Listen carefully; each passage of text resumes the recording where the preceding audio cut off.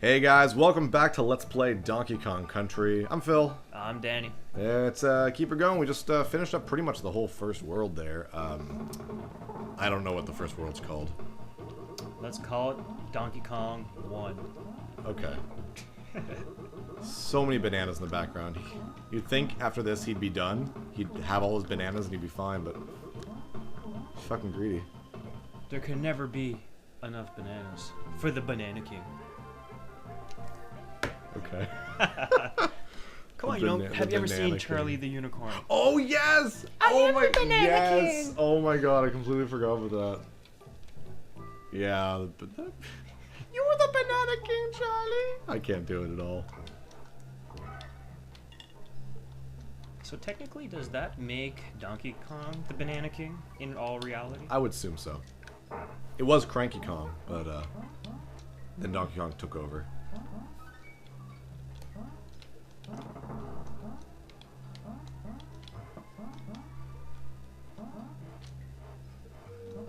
It's weird, all those lines on the screen we're not getting in the actual capture. So that's cool.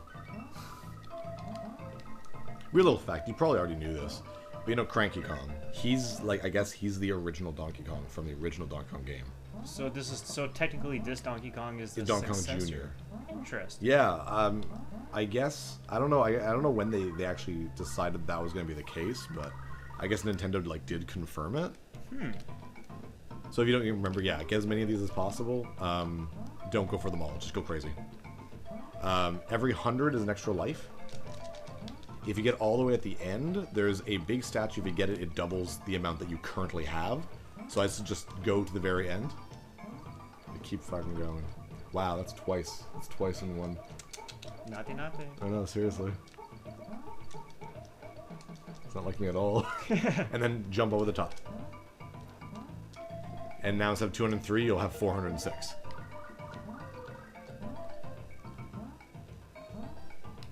So do I just let the timer run out? No, you can go back and keep getting more. Oh. If I can, go ostrich legs! I'll be honest, I hate these bonus rounds. This is what I was talking about. Yeah. You're gonna start the level over again. And it's like, oh, well, you get so many lives. But yeah, but the second you start over, you lose all your lives. So, like, there's no point to it. I mean, we have 21 lives now.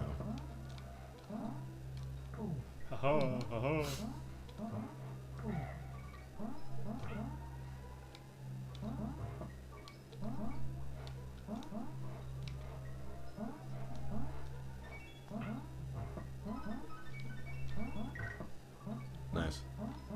And finito. So I showed this to Danny earlier before we started taping. I'm not going to use it, but oh, okay, we're gonna switch.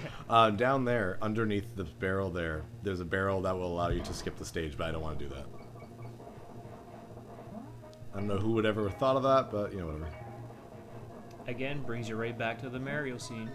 Who would have thought going from second part of the first world all the way to, what was it, fifth world? Yeah. No, fourth world. World 4. 2, 3. Yeah, it would bring you to a maximum of 4. So, I mean, it's just one of those things. It's like, if you're multiple playing a game over and over and over, it's like, yeah, as long as you don't do it your first playthrough and all the time. Yeah. But Well, yeah, exactly. I think it's also one of those things that I just kind of wanted to put in to see if anyone would even get it. well, that's the thing. Like, they don't really make it all that apparent. Yeah. Which is good. So it's not like it's like, oh, look at this secret level passageways. No. Yeah, exactly. Did I hit the midpoint thing in this level? I don't even remember hitting it. Actually, I'm not even sure, to be honest. I guess I don't need it. I'm doing pretty good. So I almost just screwed it up. Oh, there we go.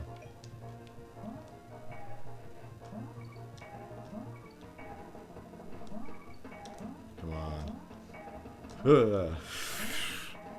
It's too much for my old man nerves.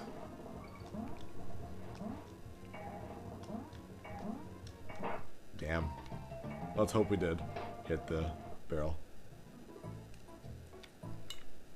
And verdict says Yeah, we did. there we go. Okay, good. Oh, you skipped the actual DK box. That's what it was. Maybe. Because I remember at that point you did jump over something. Okay. Oh. Gee. Good thing we got those lives. So shut up. Well, maybe they are kind of useful then. Just saying.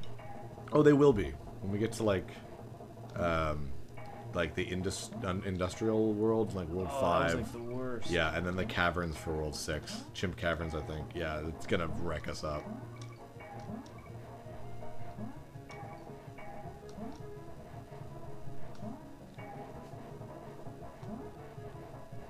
It's hard to believe this game came out in like 94 with graphics like this for the Super NES. I know. It's just like gorgeous. Still like one of the best games for the Super NES. Best looking games. Oh, by far. Like Well, my childhood, more or yeah. less, like I was, like I said previously, Ooh. like Zelda, I was never a huge fan. Mario, I enjoyed. Sonic, I never loved, but DK just, I don't know, kind of stood out for me. That was your thing? That was my childhood. Like I even entered competitions as far as drawing, game playing, for Donkey Kong.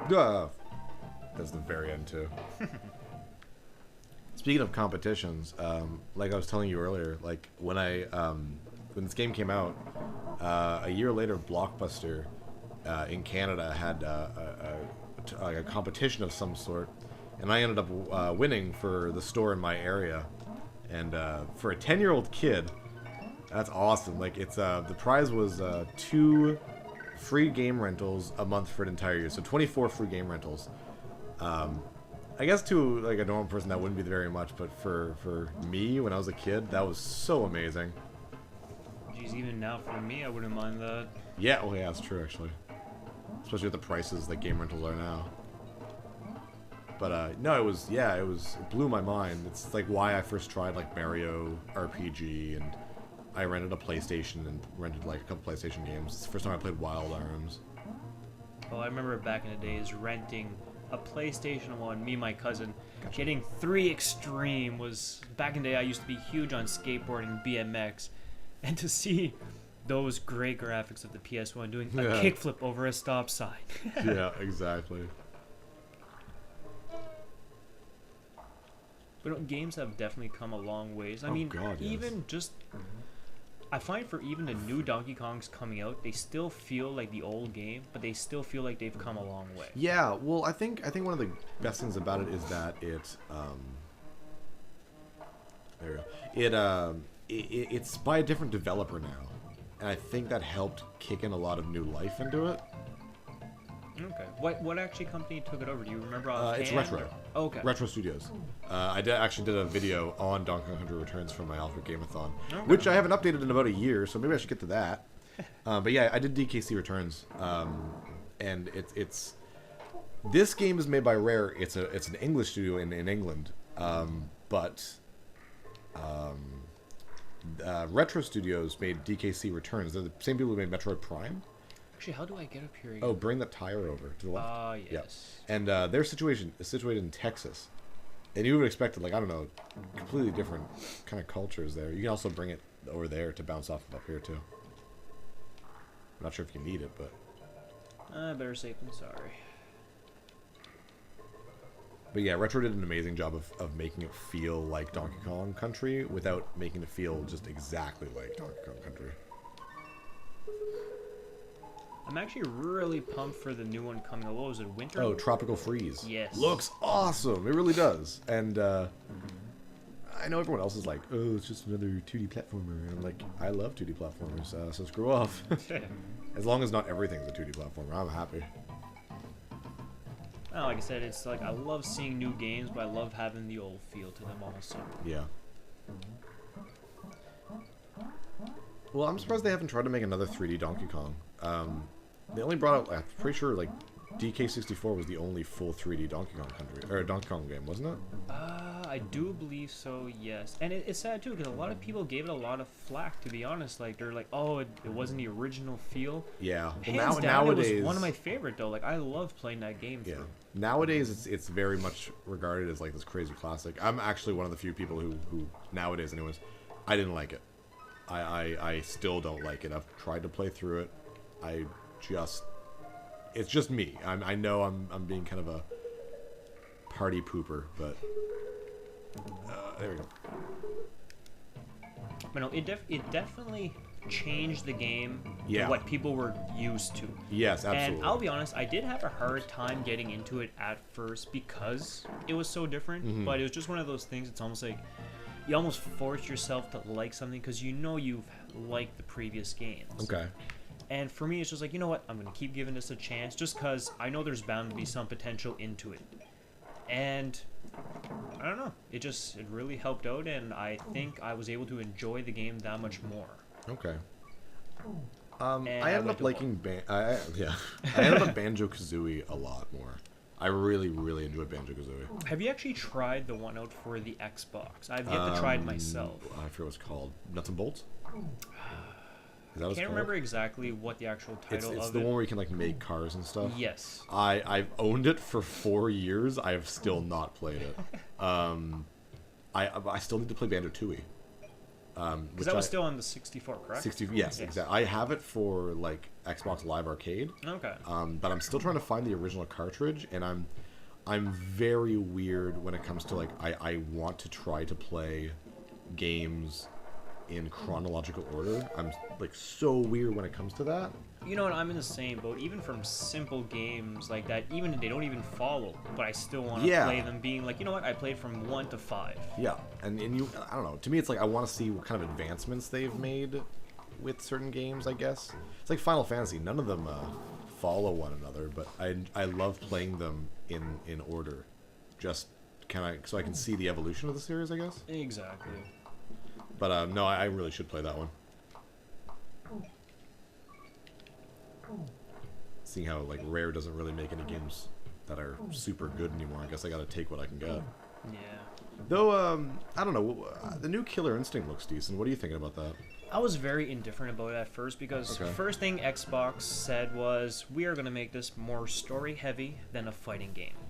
So at first I'm like, okay, they did that with the Mortal Kombat series. And that turned out really well. It did. Actually. But now they're starting to release a lot more characters, which is good because they're actually going to have both options. But at first they were like, oh, well, you have Jago and you have Saberwolf.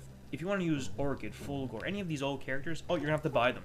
Well, and yeah, but the game is free off the bat, though. If you go to the left, jump up to the entrance with the tire. But the game is free already, so I'm actually not disappointed by that because each character is only $5. But if you buy if you want all the characters, you can buy every character, and it's only $20 total. Oh, okay, that's not too bad. Yeah, because I agree with you. I was totally against the idea at first too. I was like, what are you doing? But at the same time, I've never played Killer Instinct. Oh, I followed it from. I remember this was back in the day. I think it was. I can't remember if it was like my 96. third. Yeah, so that was about my 13th birthday or so. Just came from a birthday party, got like $100. I'm like, you know what? I need Killer Instinct. Back in the day when a Super Nintendo cartridge cost Wait, you. how old are you? 28. So. Wait, you're my age. You've been 11. Sorry for being bad at math. Sorry, I was like, there's no way you're 30. I don't even. Okay. 31. Okay, I was young. Okay. And I remember paying $100 for that cartridge, but I played the living crap out of that game. So it was good. It was amazing for its time for a fighting game, because at the time you had what? Street Fighter, Mortal Kombat, that was it. And there was like a bunch of like really bad knockoffs, and that's it. Yeah, but no, Killer Instinct I find was one of those fighting games that kind of took it to a little bit of a different scene. Killer Instinct Gold for the 64 was just as good. A lot of people still say that the Super Nintendo version was stronger. Yeah, really. But I find they both had their elements. But no, by far, like, I am kind of stoked for this new Killer Instinct. What just happened there? You survived an apocalypse. Alright. Yeah, sorry, you were saying? But one thing that turns me away from it, it's kind of sad, I'm not going to be a fan of the Xbox One, and it's an exclusive. Yeah, well, it's Rare Microsoft owns Rare, so it does make sense. But I kind of agree with you there. Weirdly enough, they just announced this not that long ago. Like, I mean, about a week before we started filming this. I guess the arcade mode. Crap, tried John. Yeah, very good. Nice.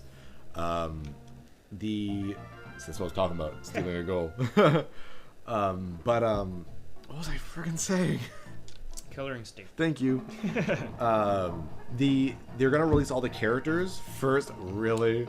That's what happens when you try to take a drink and Again. fight the. We're starting a counter. Twice now.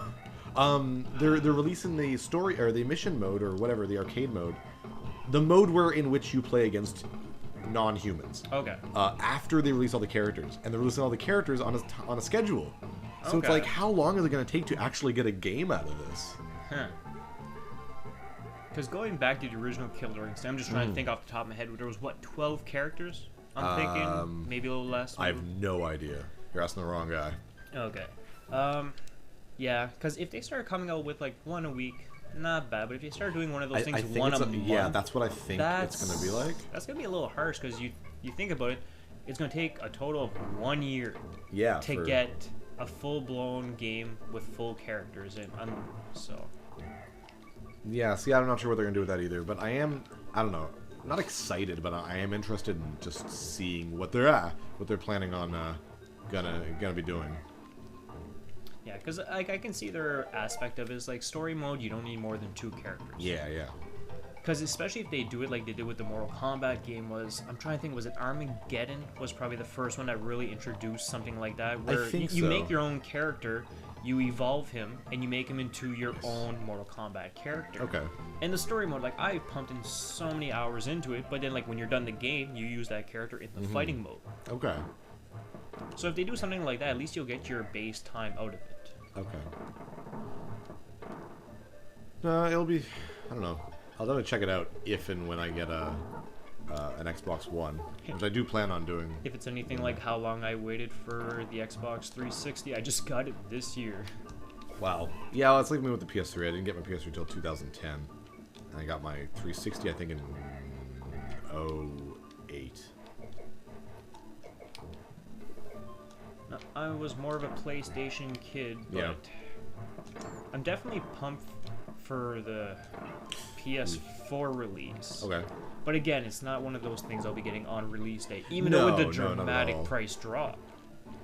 I don't know. I'm not for getting consoles like right when they come out. I don't get why people do it, especially with like this time. Like PS4 is what? I've never seen that before. I'm not happy. Okay, well, Gorilla Rage. Frig. Okay, well, I know I got it. The PS4 launch title, except for Knack, I don't think anything is a PS4 game. It's just PS3 games again. There was 2 that really caught my attention, but until both of them got pushed, was Infamous Second Son apparently got pushed, and also Watch Dogs. Watch Dogs was pushed again? Again, it's only coming out later on because it was supposed to be initially a release title. Okay. Okay, you know what? With that, let's call this an episode. Kill a beaver first. Alright, see you guys next time. Bash! Let's play Donkey Kong Country. I'm Phil. I'm Danny. See you.